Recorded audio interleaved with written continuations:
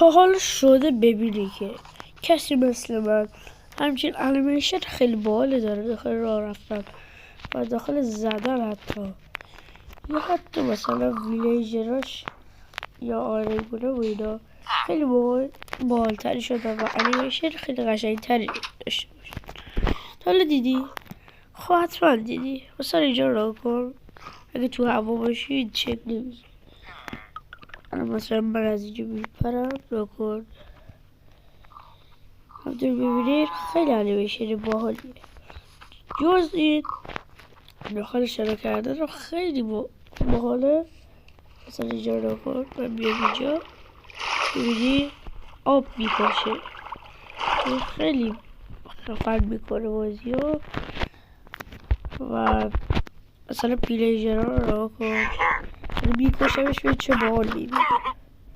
ببینی یا حتی مثلا یه ویلیجر، مثلا این ویلیجر رو بغلش یه اینو میگیره. ببین استرس بگیره اینطوری خیلی باحاله. یا حتی آیرگوله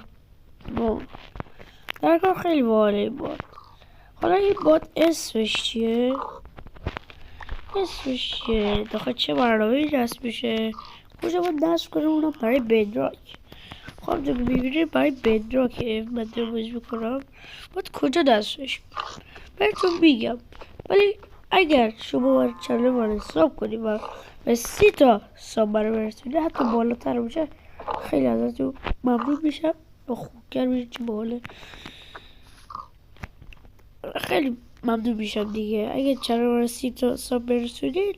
مادشو میذارم و چه برنامه و دست کنی و اینا خیلی هم ساده است.